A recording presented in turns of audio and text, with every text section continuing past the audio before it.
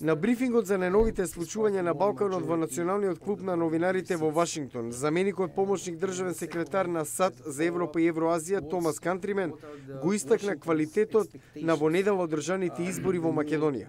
First, I'd also congratulate the citizens of the Republic of Macedonia.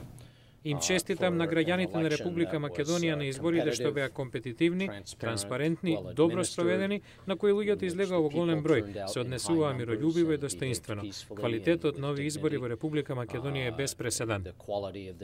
Тој сепак истакна дека ОПСЕ идентификувале одредени проблеми.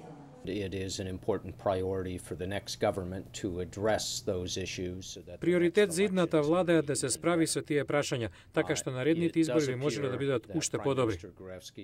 Затворањето на прашањето за името со Грција, реформите за членство во Европската унија и натамошното спроведување на Охридскиот договор за Кантримен се главни задачи што стојат пред идната македонска влада.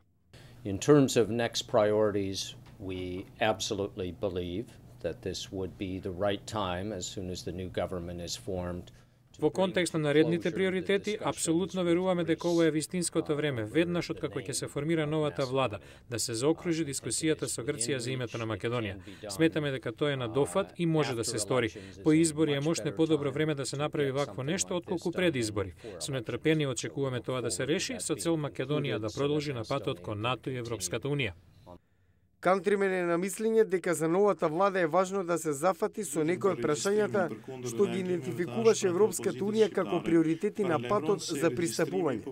These would include the rule of law, the independence of the judiciary, the freedom of the media. Тука спаѓаат владењето на правото, независноста на судството и слободата на медиумите. Ова се клучни прашања доколку Македонија сака да ги исполни стандардите на Европската унија. Со оглед дека годинава се одбележува 10-та годишница од Охридскиот договор, представникот на Стейт Департментот смета дека е потребна искрена и решителна примена на неговите одредби, за да им се даде чувство на сите граѓани на Македонија без оглед на нивната етничка припадност дека се дел од земјата.